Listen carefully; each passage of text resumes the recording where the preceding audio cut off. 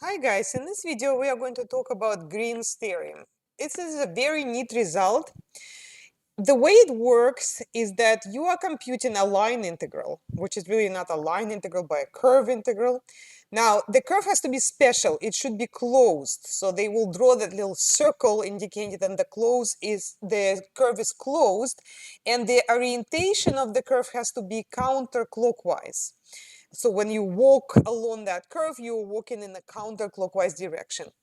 In this case, integral of p dx plus q dy can be computed as a double integral of q with respect to x minus p with respect to y, integrated over the region that's enclosed by that curve. And let's call that region D.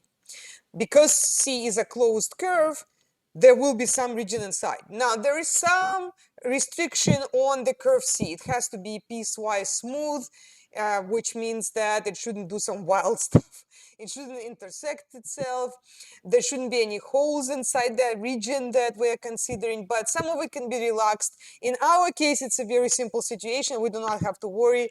All requirements of Green's theorem will be satisfied. So let me actually draw the region here, or the curve first. Okay, so it starts at 3, 0. And then it's going to go to negative 3, 0. It's always better to visualize the situation so you can see the way it works. And then it's going to go back to 3, 0, but not straight, but it's going to go by a semicircle. So it'll go like this. And then back to 3, 0. Okay, so now checking the orientation. This looks like a clockwise orientation. What that means is when you switch to a double integral over this region, whatever this region is that we're going to be integrating, you just have to insert a minus there. Okay, now it's very simple to integrate this thing because p here is just 9y and q is negative 5x. Now be careful with q. Sometimes they wouldn't write this like plus minus 5x. Sometimes they would just write minus 5x. So you do need to understand that negative 5x is part of q. Okay, so that's important. All right, so when I take the derivative of p with respect to y, that will be 9. The derivative of q with respect to x will be negative 5. When we subtract them, negative 5 minus 9, that's negative 14.